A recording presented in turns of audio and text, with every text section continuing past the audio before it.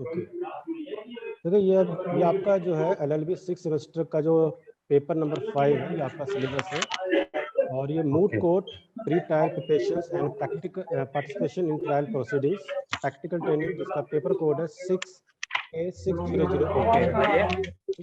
अब देखिए, जब आपका वाइवा होगा, वाइवा के टाइम पर आपको ये ध्यान रखना है कि आप जिस चीज़ का प्रैक्टिकल दे रहे हैं उसमें आपका पेपर कोड क्या है। पेपर कोड आपका K6008 है, तो ये पेपर कोड आपको अच्छी तरह से याद रखना पड़ेगा। उसके साथ साथ जो आपका मूट कोड आपको नहीं बोलना है वाइवा के टाइम पर। जब एग्जामिनर आपका वाइवा लेगा, आपको यह नहीं, आपको शॉर्ट फॉर्म नहीं बोलना है मूट कोड का आपका प्रैक्टिकल है। आप इसका पूरा नाम लेंगे, moot court pre trial preparations and participation in trial proceedings.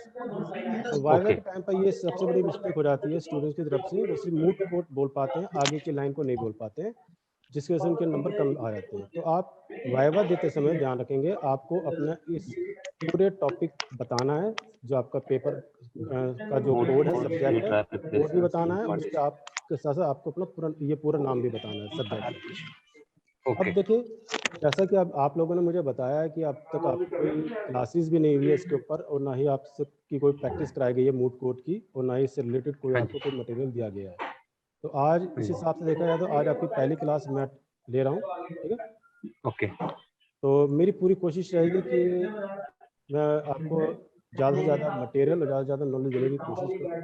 एक दिन में तो पूरा नहीं हो पाएगा, इसकी मैं और क्लास लूँगा, मंडे को भी क्लास इसकी चलेगी, ठीक है। तो अब डेली क्लास चलेगी, तो डेली कुछ ना कुछ मैं आपको इसमें बताता रहूँगा मूट कोड से रिलेटेड। संडे को कर लीजिए सर, संडे का भी सिर्फ ज्वाइन भी कर सकता है जो वर्किंग होंगे।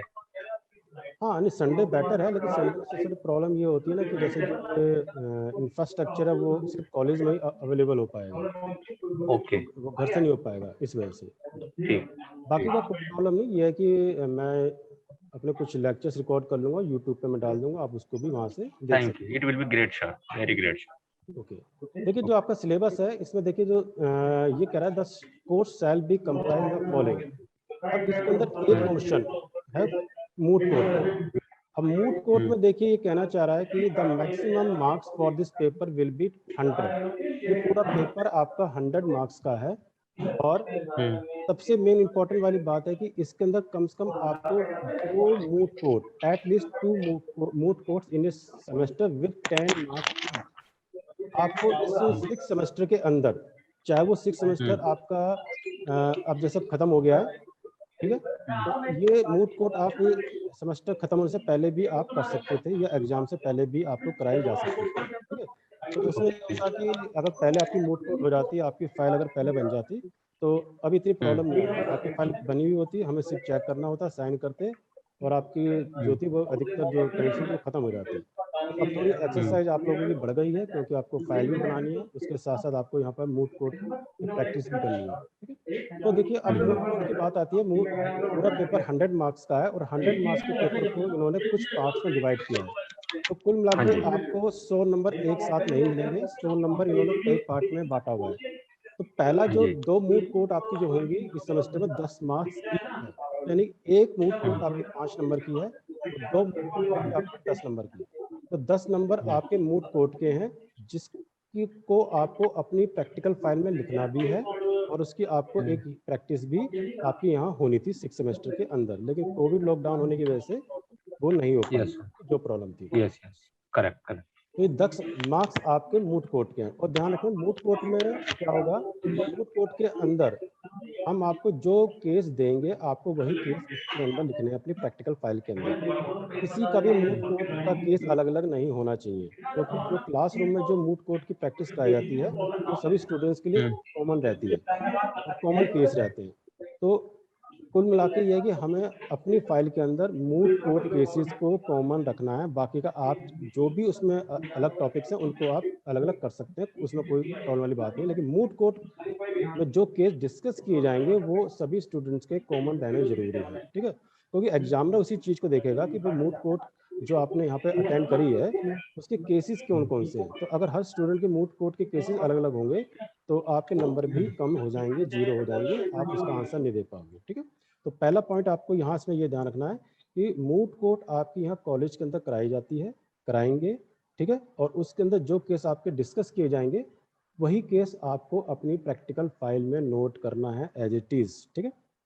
आगे कह रहा है the moot court work shall be assigned on problem and will be evaluated for 5 marks.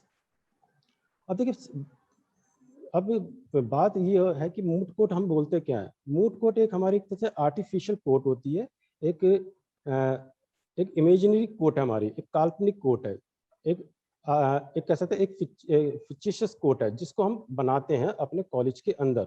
ये मूट कोर्ट बनाने का हमारा जो मेन रीजन ये होता है कि हम स्टूडेंट्स को प्रैक्टिकल नॉलेज दे सकें जो एक कोर्ट के अंदर होती है, एक एक्चुअल कोर्ट के अंदर। क्योंकि स्टूडेंट्स क्या होता है कि स्टूडेंट्स स्टडी करते हैं LLB first year, second year, third year, तो उनको सिर्फ एकेडमिक नॉलेज होती है, बुक की नॉलेज होती है, उनको प्रैक्टिकल नॉलेज नहीं होती है कि कोर्ट के अंदर किस तरह से काम किया जाता है, चाहे वो आपकी डिस्ट्रिक्ट कोर्ट हो, चाहे आपकी वो हाई कोर्ट हो, चाहे वो सुप्रीम कोर्ट हो। तो यहाँ स्टूडेंट सिर्फ किताबें पढ़ता है जिसकी वजह से उसको सिर्फ किताब से रिलेटेड टॉपिक की ही नॉलेज होती है, उनको प्रैक्टिकल नॉलेज नहीं होने की वजह से हम एक आर्टिफिशियल कोर्ट अब कॉलेज के अंदर मूट कोर्ट में कराई जाती है, एक रूम के अंदर कराई जाती है।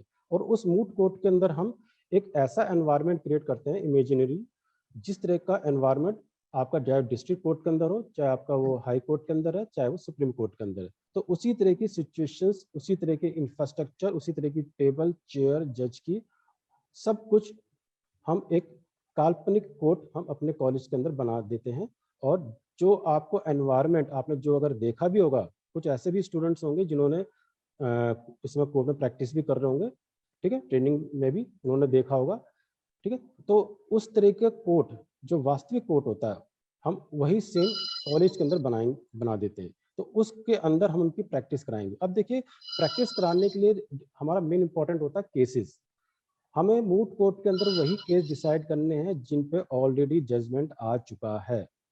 ऐसा केस जिसका भी ट्रायल चल रहा हो, चाहे डिस्ट्रिक्ट कोर्ट में हो, हाई कोर्ट में हो, सुप्रीम कोर्ट में हो, तो ट्रायल किए गए, जिसका ट्रायल अभी चल रहा है, जिस पर अभी फाइनल जजमेंट नहीं आया है, आप इस तरह के केसेस को मूट कोर्ट के अंदर डिस्कस नहीं कर सकते। ये कंटेम्प्ट ऑफ कोर्ट माना जाएगा, क्योंकि मामला अभी कोर्ट के अंदर चल रहा है। कोर्ट के बाहर आप इस तरह के मामले को डिस्कस नहीं कर सकते।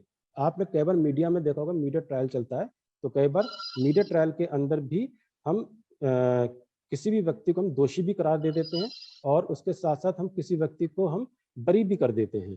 तो जिसके लिए कई बार हाई कोर्ट और सुप्रीम कोर्ट ने भी इस पर ऑब्जेक्शन किया था कि मीडिया ट्रायल नहीं होना चाहिए किसी केसेस का, जो अगर कोई केस अगर कोर्ट के अंदर चल रहा है। तो अब देखिए, इसीलिए मूट कोर्ट के अंदर सिर्फ डिसाइडेड केसेस को ही डिस्कस किया जाता है। अब वो केस आपके डिस्ट्रिक्ट कोर्ट का भी हो सकता है, किसी भी डिस्ट्रिक्ट कोर्ट का हो, ठीक है। स्टेट के अंदर आपकी हाई कोर्ट है, किसी भी हाई कोर्ट का आपका केस हो सकता है, या आपका किसी भी सुप्रीम कोर्ट का भी इसमें केस आपका हो सकता है। तो अब देखिए, केसेस में आप वो केस भी ले सकते हैं जो अधिकतर मोस्ट पॉपुलर केसेस होते हैं। तो कई बार हाई कोर्ट या सुप्रीम कोर्ट के कुछ ऐसे जजमेंट होते हैं जिनको मूट कोर्ट के अंदर डिस्कस किया जाता है।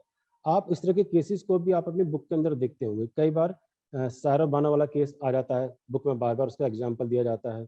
और इसके अलावा कई बार और भी ऐसे केसेस होते हैं, हर्षद मेहता के केसेस हैं, या और भी ऐसे डिफरेंट डिफरेंट केसेस हैं जिनका बार बार आपको क्लास के अंदर एग्जाम्पल देखकर आपको बताया जाता है कि इसके अंदर ये जजमेंट आया था। तो आप इस तरह के केसेस को भी मूट कोर्ट के अंदर आप डिस्कस कर सकते हैं। तो मूट कोर्ट के अंदर देखिए, जो आपके पास जो केस हैं इस समय डिसाइडेड वाले, जिन पर जजमेंट आ चुका है, आप उनका एक प्रिंट आउट लेंगे मूट कोर्ट के अंदर एज इट इज, जैसा हाई कोर्ट या सुप्रीम कोर्ट या आपको जो वेबसाइट पर जो भी केस मिल रहा है, आप उसका सेम प्रिंट आउट निकालेंगे।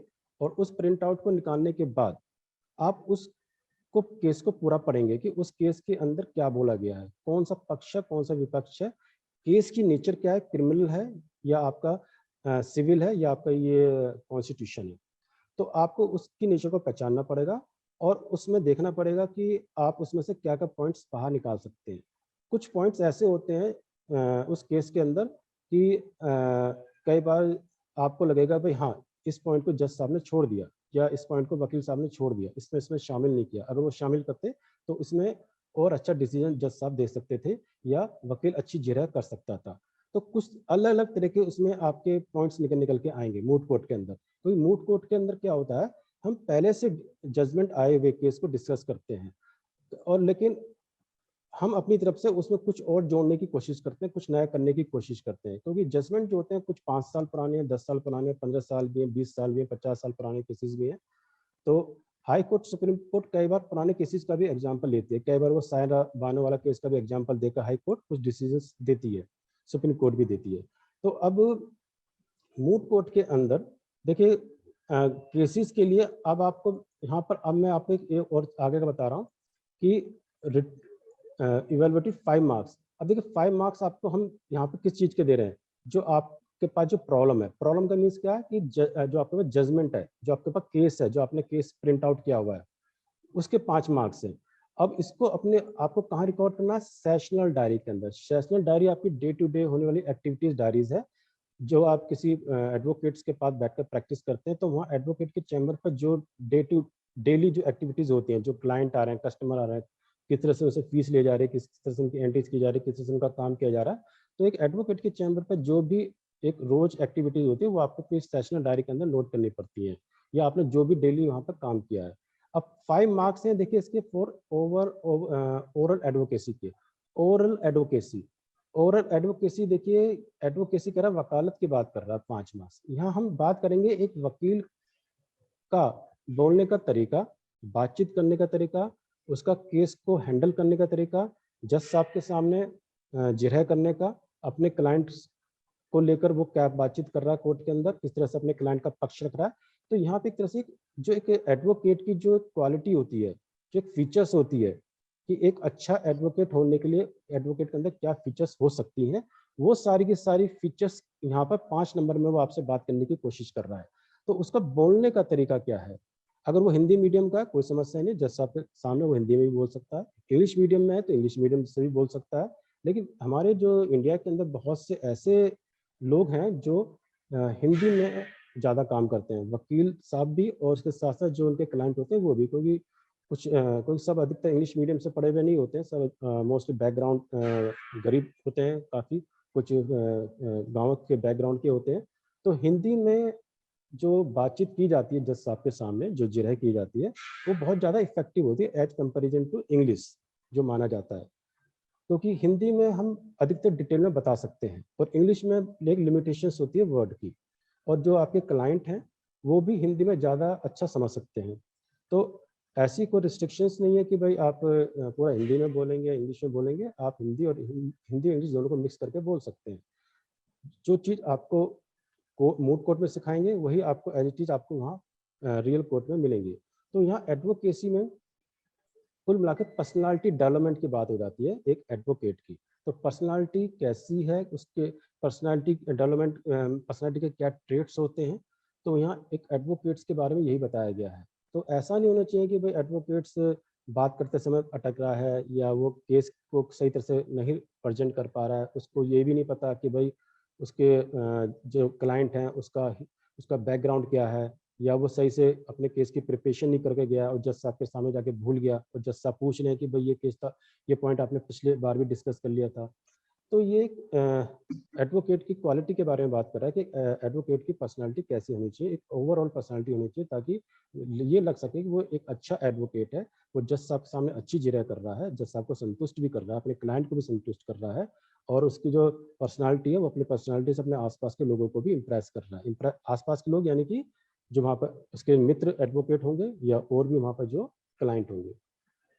तो देखिए अब ये आप अलग अलग नोट कर लीजिए कि 100 में से आपका 10 मार्क्स तो आपका ये मूट कोर्ट का हो गया है, ठीक है, और 5 मार्क्स आपके ये असाइन प्रॉब्लम्स के हैं, और 5 मार्क्स आपके एडवोकेसी के हो गए।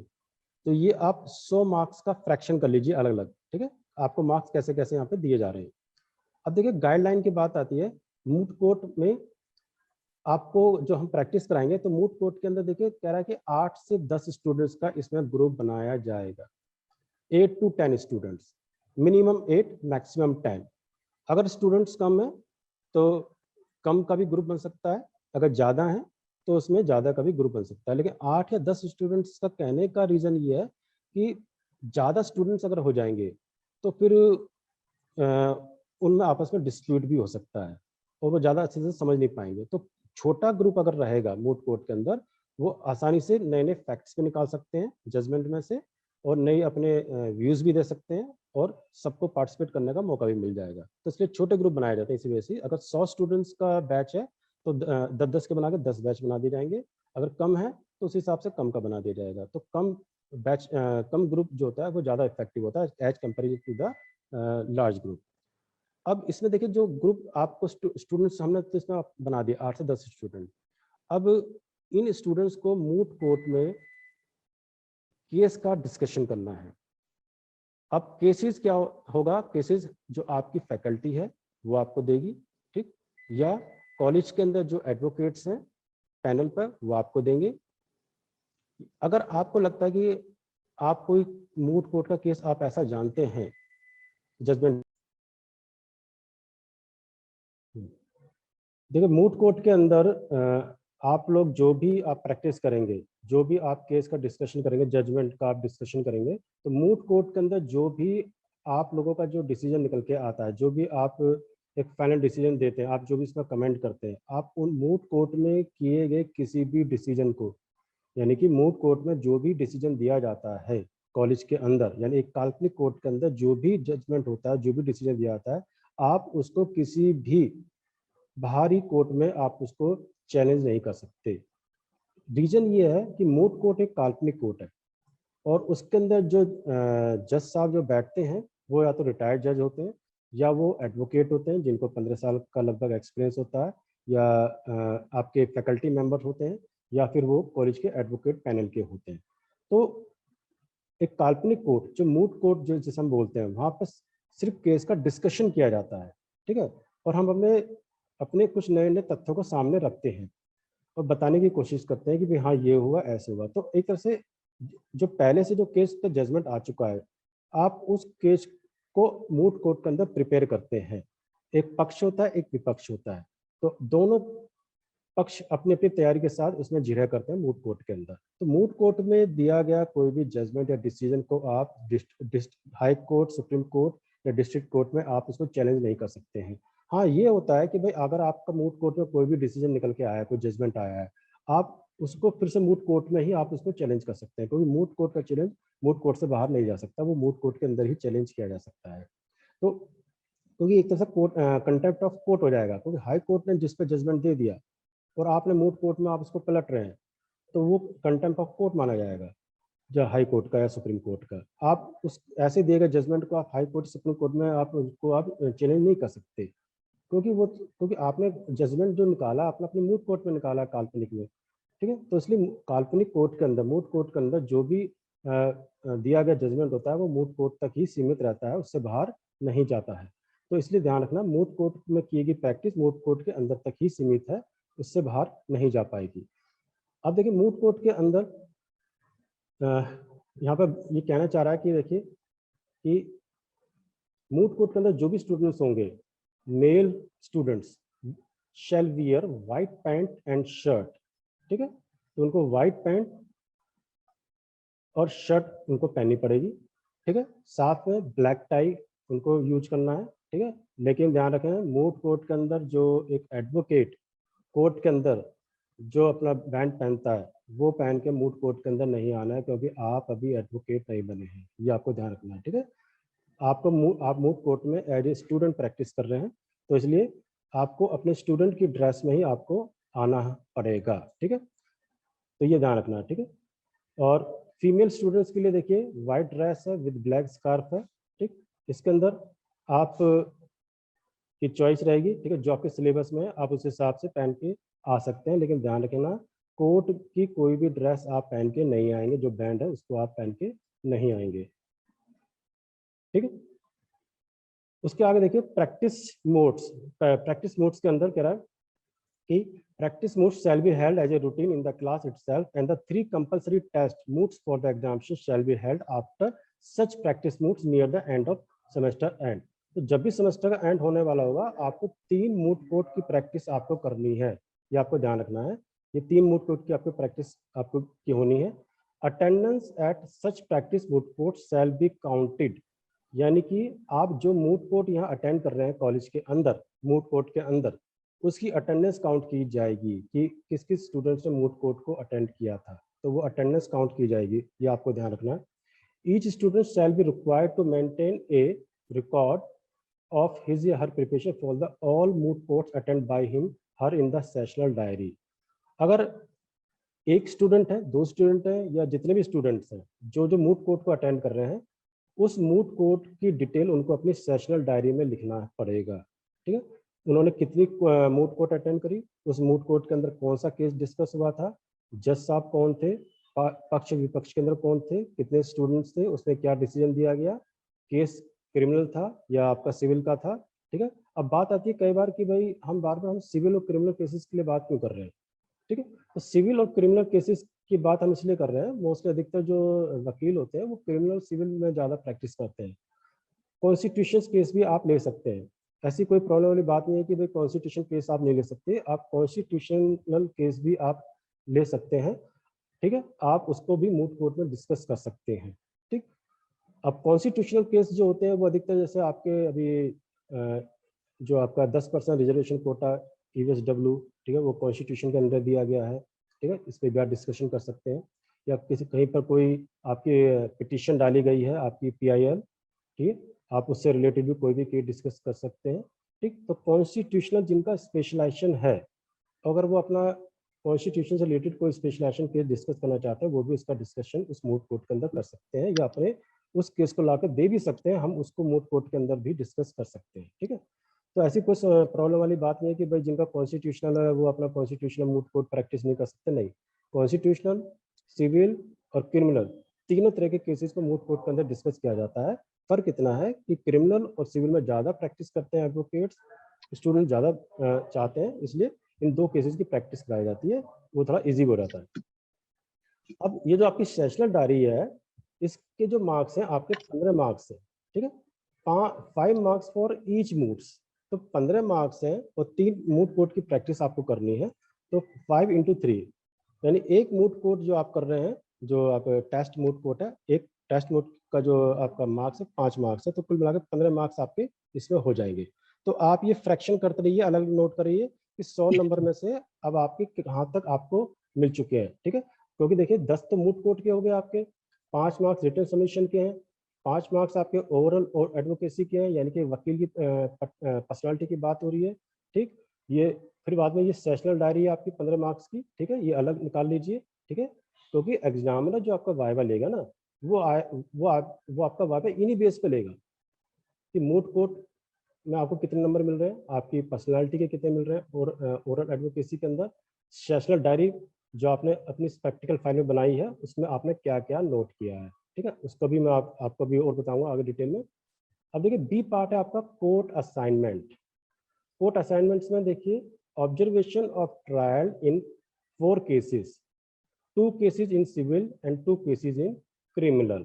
तो मूट कोर्ट के अंदर हम आपको जो काम देंगे, जैसे असाइनमेंट बोलते हैं, आप लोगों ने कई बार असाइनमेंट बनाए होंगे। ठीक है, जो एक इंटरनल मार्क्स का पार्ट होता है, तो असाइनमेंट यानी कि एक तरह से हम आपको केस दे रहे हैं, तो इसलिए इसने साफ बोल दिया 4 केसेस होंगे, 2 केस क्रिमिनल के और 2 आपके सिविल के आपको दिए जाएंगे इस मूट कोर्ट में काम करने के लिए। ठीक है, ये आपका काम है।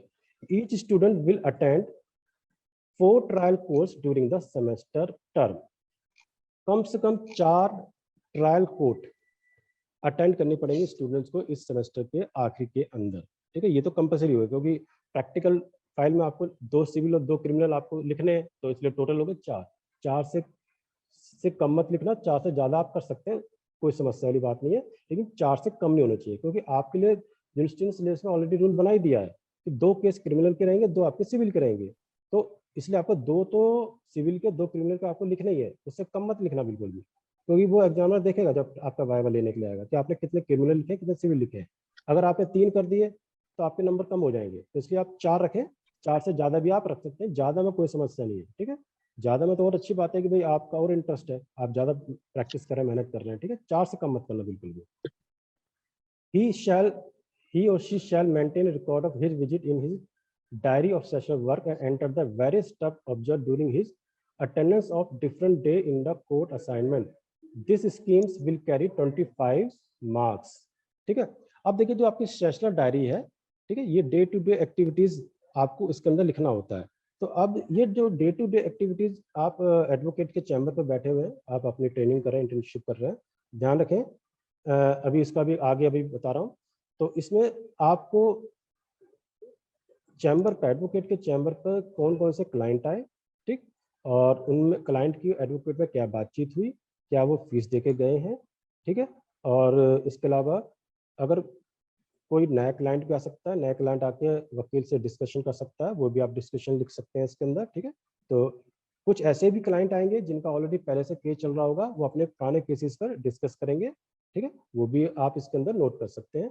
कितनी फीस ली गई है क्लाइंट से, चाहे वो नया क्लाइंट हो उसको एडवाइस देने की फीस, कुछ जो जूनियर एडवोकेट्स होते हैं वो 1000 भी चार्ज करते हैं, कुछ सीनियर एडवोकेट होते हैं वो 2000 भी 5000 भी चार्ज करते हैं 1 आवर के हिसाब से।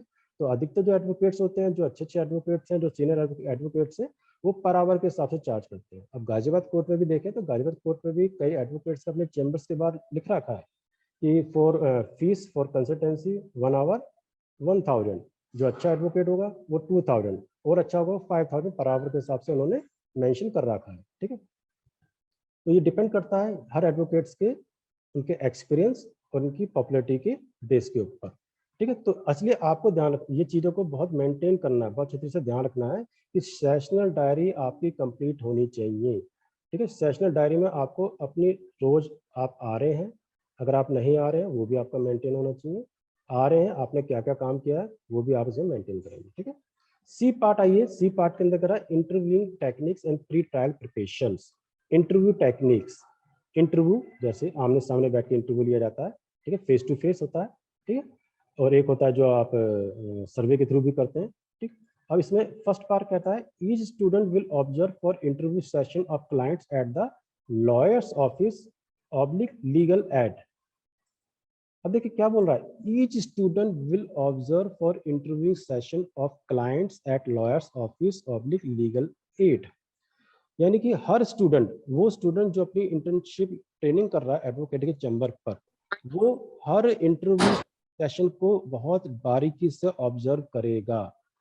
जो नए ट्रेनिंग स्टूडेंट्स होते हैं वो क्या करते हैं, वो समझ नहीं पाते हैं कि भाई क्लाइंट और वकील में क्या बातचीत चल रही है, तो वो बहुत चुपचाप तरीके से सुनते रहते हैं कि क्लाइंट और वकील में क्या बातचीत हो रही है। तो वहाँ पर जो बातचीत हुई है दोनों के बीच में, क्लाइंट और एडवोकेट के बीच, लॉयर्स के ऑफिस में, तो वो डिस्कशन आपको बनाना है, ठीक है।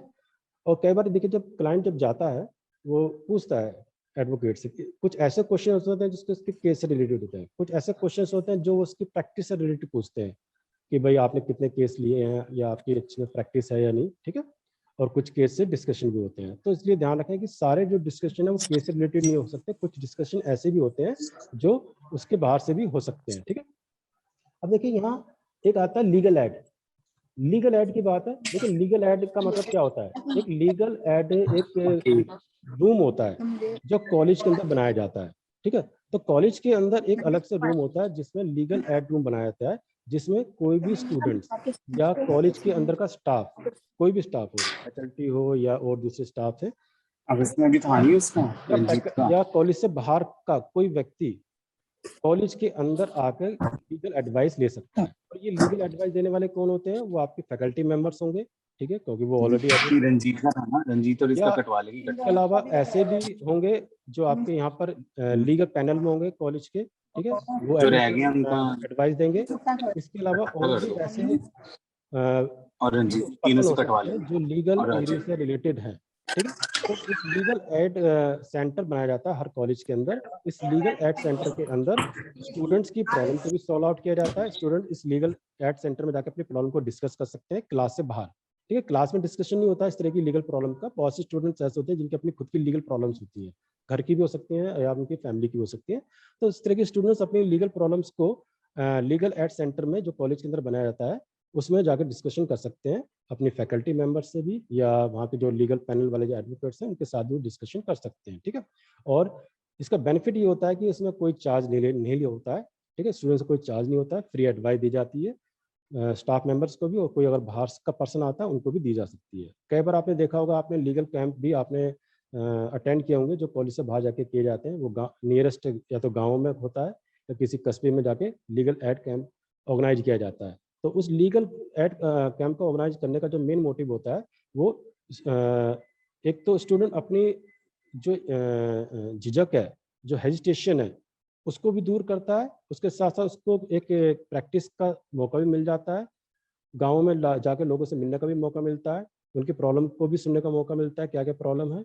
और उसके साथ साथ उनकी एक एडवोकेसी वाला स्किल भी स्टूडेंट्स का एक तरह से इम्प्रूव होता है। ठीक है। तो गाँवों में या कस्बों में जाकर जो लीगल एड कैंप लिया जाता है वो फ्री ऑफ कॉस्ट होता है। ठीक है।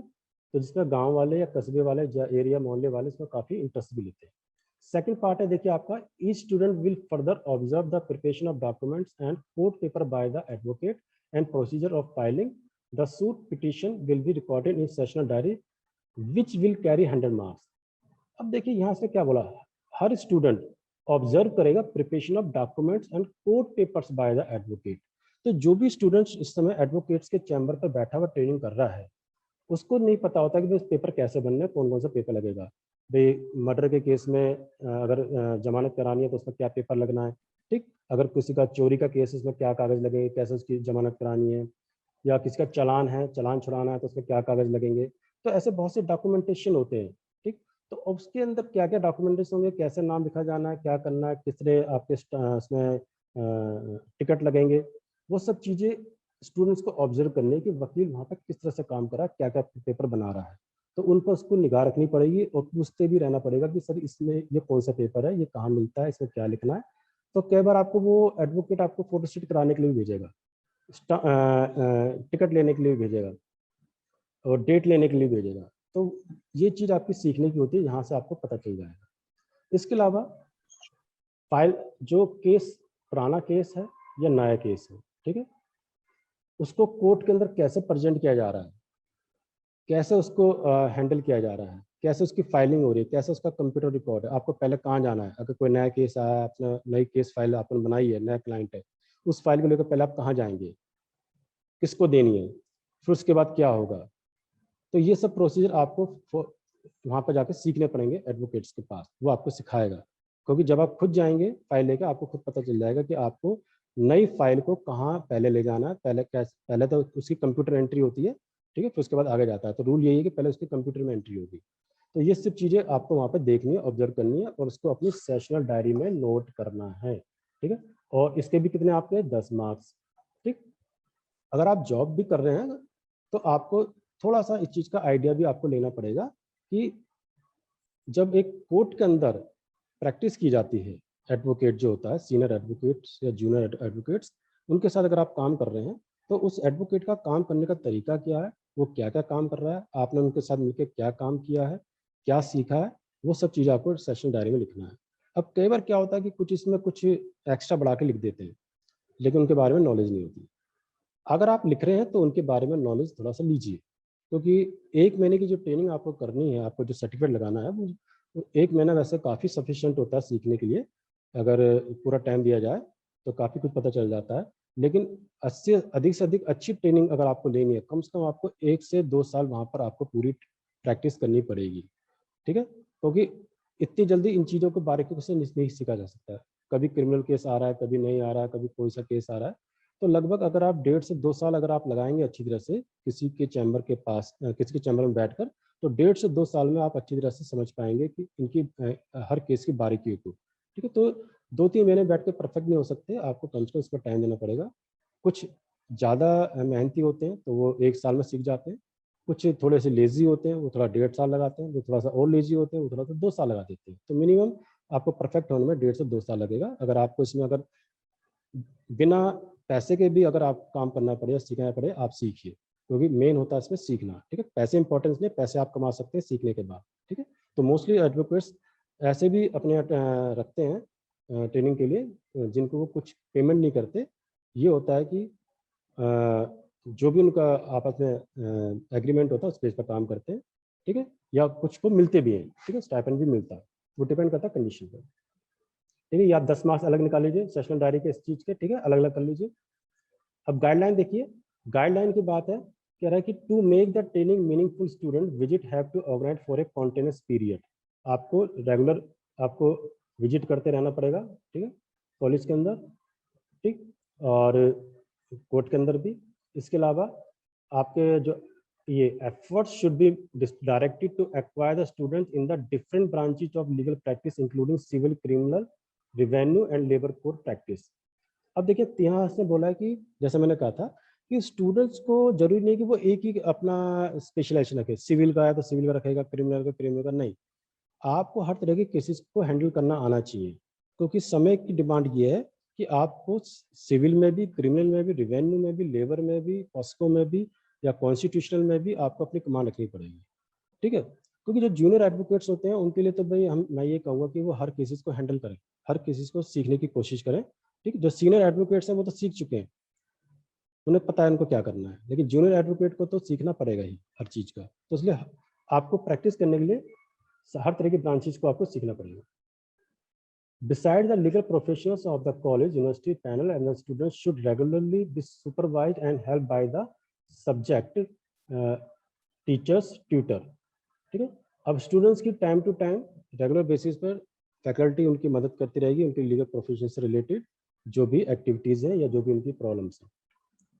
It is desirable that beside advocate chambers, the students are taken for admit family court, revenue court, income tax and sales tax offices and other venues where judicial administrative proceedings are held.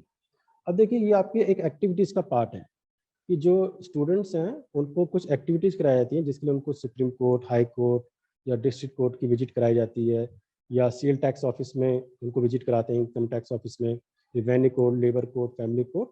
ये depend करता है time to time. तो कई बार लोक अदालत भी लगती है तो लोक अदालत में भी स्टूडेंट्स की विजिट कराई जाती है। लेकिन जो कोविड लॉकडाउन होने की वजह से गाइडलाइंस फॉलो करने की वजह से कुछ एक्टिविटीज़ नहीं हो पाई हैं, ठीक है।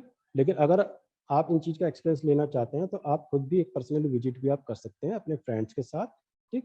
या अगर आप जैसे प्रैक्टिस में या अगर आप ट्रेनिंग में हैं तो आप अपने एडवोकेट के थ्रू भी यहाँ पर जाके विजिट कर सकते हैं, ठीक। The Indian Law Institute, Parliament, Supreme Court and High Court, tribunal etcetera में visit to make the training academy, ठीक। ये भी आपको मैंने बताया। तो इस तरह के प्रोग्राम्स आपके जो सिलेबस के अंदर दिए गए हैं, ठीक है। अब डी पॉइंट आ गया वाइवा का। वाइवा में जो है आपके इंटरनल एंड एक्सटर्नल एग्जामिनर के 10 मार्क्स आपके हैं, ठीक। अब इंटरनल में देखिए हम लोग हैं, फैकल्टी मेंबर्स हैं, आपका कॉलेज का स्टाफ है। एक्सटर्नल एग्जामिनर होंगे जो यूनिवर्सिटी से आएंगे, जो आपके वाइवा के मार्क्स देंगे। अब देखिए ये बात नहीं है कि वाइवा में अगर लिखा है कि 10 मार्क्स, सिर्फ एक्सटर्नल जो आ रहा है, इंटरनल आ रहा है, वो सिर्फ 10 मार्क्स ही आपको देगा, नहीं। आपका जो ये जो बी जो है आपका ए पार्ट मूट कोर्ट, ठीक है, बी का मोट असाइनमेंट, ठीक, और आपका C part interview techniques and pre trial preparations, ठीक, और फोर्थ वाइवा। तो ऊपर के जो ए बी सी हैं ये आपकी जो प्रैक्टिकल ट्रेनिंग की जो फाइल बनेगी ये इसके मार्क्स होते हैं। तो जो एग्जामिनर आएगा यूनिवर्सिटी से वो आपकी इन तीनों चीज को भी कंसीडर करेगा फाइल के अंदर और तभी आपको मार्क्स देगा। अगर आपने ये तीनों चीज अच्छी तरह से अटेम्प्ट कर लिए तो आपका वाइवा ऑलरेडी अच्छा बन जाएगा, क्योंकि यहाँ आपसे वो ओरली क्वेश्चन पूछेगा। अगर आप प्रैक्टिकल फाइल बना रहे हैं तो प्रैक्टिकल फाइल जो आप बनाएंगे उस प्रैक्टिकल फाइल में आपने जो लिखा है उसके बारे में आपसे एग्जामिनर पूछेगा, एक एक चीज पूछेगा आपसे कि आपने कैसे फाइल बनाई है, मूट कोर्ट का मीनिंग क्या है, ऑब्जेक्टिव क्या है, फीचर्स क्या है, आप क्रिमिनल केसेस कैसे होते हैं, ये सब चीजें वो पूछेगा। तो आपको अपनी जो प्रैक्टिकल फाइल है उसको आपको अच्छी तरह से उसको पढ़ना पड़ेगा, ये ध्यान रखें। और पढ़ने के बाद आपको उसकी एक तरह से पूरी तैयारी करनी है और एग्जाम के सामने जाना पड़ेगा। तो ये मैंने आज आपके साथ अपना सिलेबस डिस्कस किया, जो आपका सिलेबस है। सिलेबस में जो जो चीज़ें आई हैं उसको मैं आपके साथ अगले लेक्चर में डिस्कस करूंगा। अब देखिए कुछ बुक्स रिकमेंडेड है, राय क्लास की है, मूट कोर्ट है, pre trial preparation, participation in trial proceedings, Awasthi S के प्रोफेसर है, practical training of law, moot court and viva की, ठीक।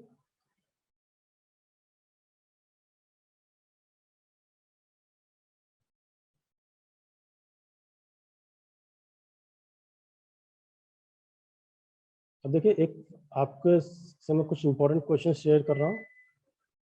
सचिन यादव जी, आप सुन रहे हैं मुझे? सचिन यादव? सर सुन रहा हूँ सर। ठीक है, चलो ठीक है, कोई एक स्टूडेंट तो है, कोई प्रॉब्लम वाली बात नहीं। ठीक है, ये देखिए, ये प्रैक्टिकल ये कुछ आपके क्वेश्चंस हैं, इंपॉर्टेंट क्वेश्चंस हैं वाइवा के लिए। अभी मैंने आपके लिए 14 क्वेश्चंस बनाए हैं जो एग्जामिनर आपसे पूछेगा, कि आपकी फाइल से रिलेटेड क्वेश्चंस हैं। ठीक है, इनके बारे में भी मैं आपसे डिस्कशन करूंगा नेक्स्ट वीक में, ये सारे मैं आपको एक्सप्लेन करूंगा। ठीक, तो what do you mean by mood code और मूड कोड, ठीक है, ये ऑब्जेक्टिव, ये सारे मैंने आपके क्वेश्चंस आपके बनाए हुए हैं जो एक एग्जामिनर आपसे डिस्कस करेगा। ठीक है, इसका भी मैं आज मेल के थ्रू आपको मैं सेंड कर दूंगा, तो व्हाट्सएप ग्रुप में भी मैं डाल दूंगा। ठीक है, तो ये मैंने जो आज आपके साथ जो डिस्कशन किया है, ये एक मैंने आपका सिलेबस डिस्कस किया है। ठीक, और ये आपको कुछ क्वेश्चन हैं जो वाइवा के जो इंपॉर्टेंट क्वेश्चन है वो आपसे मैं डिस्कस कर रहा हूँ, क्योंकि मैं आज एकदम से क्लास स्टार्ट नहीं करना चाह रहा था, मैं आपको इससे पहले इसका सिलेबस डिस्कस करना चाह रहा था, कि ताकि आपको ये पता चल सके कि आपके सिलेबस में है क्या चीज़, क्योंकि जो सिलेबस में है वही आपको अपनी प्रैक्टिकल फाइल में बनाना है। अगर आप अपना सिलेबस नहीं पढ़ पाएंगे तो आप अपनी प्रैक्टिकल फाइल को नहीं पढ़ पाएंगे, क्योंकि एग्जामिनर जो प्रैक्टिकल फाइल जो देखेगा आपकी, वो सिलेबस बेस्ड होती है। तो कई बार वो सिलेबस में भी पूछ लेता है कि आपने सिलेबस पढ़ा है नहीं पढ़ा है, सिलेबस में ये पॉइंट था तो आपने उसको प्रैक्टिकल फाइल में बनाया या नहीं बनाया है। तो इसलिए सिलेबस आप लोग अच्छी तरह से जरूर पढ़ के जाएं कि आपके सिलेबस में कहाँ पर क्या क्या चीज़ दी हुई है और कितने मार्क्स आपके इसमें बांटे गए हैं। तो ABCD 4 कैटेगरी में आपके मार्क्स बांटे गए हैं। तो आज जो मेरा डिस्कशन था आपसे सिर्फ यही था कि मैं आपके सिलेबस का और एक चीज़ को मैं डिस्कस करूं, और बाकी का देखिए, मैं ये चाह रहा था कि अगर आज ज़्यादा से ज़्यादा स्टूडेंट्स अगर आज जुड़ते तो ज़्यादा अच्छा रहता, ताकि उनसे मेरा इंस्ट्रक्शन हो जाता। लेकिन चलिए, जो भी स्टूडेंट्स इस आज जुड़े हैं, मैं उनका बहुत बहुत धन्यवाद देता हूँ कि भाई उन्होंने थोड़ा सा टाइम निकाला और वो जूम क्लासेस उन्होंने अटेंड करी। और मेरी देखिए कोशिश रहेगी कि मैं आपको ज़्यादा से ज़्यादा बताने की कोशिश करूँ कम से कम टाइम के अंदर। अब देखिए, फाइल प्रिपरेशन का ये है कि आप डिपार्टमेंट में कभी भी आके आप किसी भी टाइम पे आकर विजिट कर सकते हैं और फाइल को आप स्कैन कर सकते हैं और आप उसको बनाइए, क्योंकि देखिए सिर्फ 1 वीक आपको मिलेगा फाइल को प्रिपेयर करने का। क्लास चलती रहेगी और आप उसकी फाइल आप बनाते रहिए, क्योंकि स्कैन आपके पास रहेगा, स्कैन कॉपी आप उसको देख के बना सकते हैं। अगर आपको लगता है कि कुछ और अच्छा मटेरियल आपके पास है, आप उसको बुक से भी ले सकते हैं, या ऑनलाइन अगर आपको मटेरियल मिल रहा है आप उसको भी ले सकते हैं। तो मेरी रिक्वेस्ट है आप सभी से, आप जितनी जल्द से जल्द आप अपनी इस प्रैक्टिकल फाइल को बनाएंगे, उतनी जल्द से जल्द आपका ये वाइवा हम कंडक्ट करा देंगे। जब तक आपकी फाइल पूरी नहीं बनेगी तब तक आएगा वाइवा कंडक्ट नहीं हो पाएगा, ये आप ध्यान रखें। ठीक है, तो इसलिए मैं चाह रहा हूँ जल्द से जल्द आप अपनी फाइल को प्रिपेयर कर लें और साइन कराएं, चेक कराएं, उसके बाद हम आपकी प्रैक्टिकल डेट फाइनल करेंगे। तो इसलिए मैं 1 वीक का आपको टाइम दे रहा हूँ। तो आज हमारी पहली क्लास हुई है, इस क्लास के थ्रू आपको मैं इंफॉर्मेशन फॉरवर्ड कर रहा हूँ कि आप 1 हफ्ते के अंदर अपनी स्मूथ कोड की फाइल को बनाकर सबमिट करें, चेक कराएं, करेक्शन कराएं। ठीक है, क्योंकि अगर आप ज़्यादा डिले करेंगे आपका वाइवा भी और ज़्यादा डिले हो जाएगा। सर मेरे पास 18-19 की स्कैन फाइल पड़ी हुई है, तो मैं उसमें से देख के बता दूं? 2018 की? आपके कॉलेज, अपने कॉलेज की? हाँ 18-19 की है। हाँ बिल्कुल बिल्कुल, देखिए देखिए, लेकिन ध्यान रखिए, मूट कोर्ट वाले जो केस है वो आपके सेम रहने चाहिए, क्योंकि मूट कोर्ट की जो हम प्रैक्टिस आपको कराएंगे ना, वो यहाँ पर कॉलेज के अंदर कराते हैं मूट कोर्ट के अंदर। तो मूट कोर्ट के अंदर जो 4 केस की जो हम आपको प्रैक्टिस करा रहे हैं, 2 सिविल 2 क्रिमिनल, वो सबके कॉमन रहने चाहिए, अलग अलग नहीं होंगे बस, क्योंकि अलग अलग रहेंगे तो वहाँ आप लोगों के लिए प्रॉब्लम क्रिएट हो तो जाएगी। वो तो इसलिए बाकी का मटेरियल आप तो सर फिर आप एक काम करके स्कैन करके आप ग्रुप में डाल दीजिए, सब एक जैसी बना लेंगे फिर तो। हाँ नहीं, मैं स्कैन कर दूंगा। मैं इसलिए यही चाह रहा था कि स्टूडेंट्स आके है ना स्कैन कर लेते, वो स्कैन कॉपी मेरे पास आती, तो फिर मैं उस स्कैन कॉपी को आपको जूम ऐप के थ्रू आपको मैं शेयर करके समझाता। अब जैसे मैं आपको ये इंपॉर्टेंट क्वेश्चन बताया और सिलेबस मैंने आपको बताया स्क्रीन शेयर करके, तो अगर जैसे आप लोग अगर स्कैन कर लेते ना, हाँ जी। तो वो मेरे पास आ जाती है और फिर मैं उसी स्कैन कॉपी को ही आपको जूम ऐप पर शेयरिंग के थ्रू, ठीक है, आपको मैं समझाता चला जाता। ठीक है, तो ये मेरे लिए बहुत आसान हो जाता। अगर 3 स्टूडेंट्स मेरे पास आए थे जो परसों स्कैन करके लेके गए हैं, तो मैं उम्मीद कर रहा हूँ आज भी कुछ स्टूडेंट अभी बैठे हुए मेरे सामने, वो भी स्कैन करेंगे। तो मेरी उम्मीद ये है कि भाई अगर आपके पास स्कैन कॉपी अवेलेबल नहीं हो पा रही है, आप अपने फ्रेंड से बात कीजिए, अगर कोई आपका फ्रेंड अगर फ्री है तो वो डिपार्टमेंट में आके स्कैन कर सकता है। ठीक है, और आप उसको अपना बांट ठीक है। लीजिए। ठीक है, अब बाकी का जैसे आपने 2018 वाली बात करी है, सिर्फ मूट कोर्ट, अगर देखिए अगर 2019 की या 20 की मूट कोर्ट फाइल जो हमारे कॉलेज की है, अगर उनका मूट कोर्ट वाला केस अगर सेम है तो आप उसको कॉपी कर लीजिए, कोई प्रॉब्लम वाली बात नहीं। अगर अलग अलग है तो वहाँ समस्या आएगी। ठीक, मूट कोर्ट के जो आप लिखेंगे वो आप सबका कॉमन रखें, बाकी का मटेरियल जो भी है वो आप तैयार कर लीजिए। ठीक है, मूट कोर्ट वाले पेज आप चाहे बाद में तैयार कर सकते हैं। ठीक है, डिस्कस करने के बाद भी सबका एक जैसा है नहीं। ठीक, क्योंकि बार आप मूट कोर्ट के केस को आप कॉपी करेंगे फिर उसका आप पेज को फाड़ेंगे, बेकार हो जाएगा। तो इससे अच्छा है जो मूट कोर्ट वाले पॉइंट को छोड़ के आप बाकी के पॉइंट को आप डिस्कस कर कॉपी कर लीजिए। ठीक है, मैं चेक करता हूँ कि मूट कोर्ट वाला जो है वो आपका किस तरह का है। अब देखिए, मैं आपको अभी स्कैन नहीं है, मैं भी कोशिश कर रहा हूँ स्कैन वाली एक चीज़ आपको भी दिखा रहा हूँ मैं।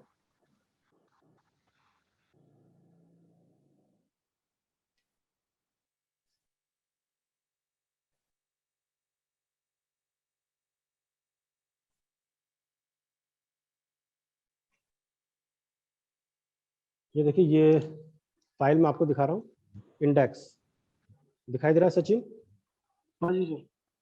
तो ये इस तरह हाँ के जी इंडेक्स, हाँ इस तरह के इंडेक्स बनाए जाते हैं इसके अंदर। जो सेकंड पेज होता है वो इंडेक्स का होता है। ये टॉपिक्स हैं आपके सारे के सारे, जिसमें पेज नंबर वगैरह सब लिख जाते हैं, ठीक है सीरियल सर, ठीक नंबर, है। टॉपिक्स, और साइड में ये पेज नंबर है, ऊपर ही इंडेक्स। ठीक है, ये बनाया जाता है। इसको कंप्यूटराइज भी आप बना सकते ठीक हैं, है हैंड रिटन बना सकते हैं, कोई समस्या नहीं। ठीक है, तो ये चीज़ होती है। अब ये पेज है, इसके ठीक है अलावा सर। देखिए ये इसका होता है फ्रंट पेज कॉलेज का, जिसमें आप सब लोग लिखते हैं। हाँ सर। ठीक है, तो ये मैं चाह रहा था कि ठीक है स्कैन सर। आप लोग स्कैन कर लेते, मुझे दे देते तो ज़्यादा बेटर होता। अब यह है कि मेरे पास स्कैन नहीं है, अब मुझे स्कैन करना पड़ेगा, मेरे लिए काफ़ी टाइम लग जाएगा। तो मेरी कोशिश ये रहेगी कि मैं आपको जो आपकी फाइल है ये मूट कोर्ट वाली, मंडे को आपसे डिस्कशन करूँगा स्कैन करके। ठीक है, अगर अगर आप लोग मुझे अगर अवेलेबल करा देते हैं स्कैन कॉपी, तो मैं वो पीपीटी के थ्रू आपसे मैं डिस्कस कर लूँगा। ठीक है, वो आपके लिए बहुत ज़्यादा बेटर रहेगा, क्योंकि फाइल के थ्रू पढ़ाना वो ज़्यादा ईजी हो जाएगा मेरे लिए। ठीक है, तो इसलिए मैं आप लोग कोशिश करो, कोई अगर फाइल को स्कैन कर सकता है, स्कैन करने के बाद वो मुझे सेंड कर दें, तो मैं उसको सीधा पीपीटी के थ्रू आपको फाइल शेयरिंग कर दूंगा जूम ऐप पर। ठीक है, और आपके लिए बहुत ईजी हो जाएगा। और मैं उम्मीद करूंगा कि मंडे को मैक्सिमम से मैक्सिमम स्टूडेंट्स इस जूम ऐप पर जुड़ेंगे, क्योंकि मैं उस दिन इस स्कैन कॉपियों को वहाँ पर मैं उससे डिस्कस करूँगा। ठीक है, बाकी का अगर आपकी जो भी कोई प्रॉब्लम है, ओके सर। आप मुझे मेल भी कर सकते हैं। ठीक है, आप मुझे मैसेज भी कर सकते हैं, व्हाट्सएप भी कर सकते हैं। ठीक, तो फाइल बनाते समय जो भी आपकी प्रॉब्लम आ रही है वो आप मुझसे डिस्कस करते रहिए।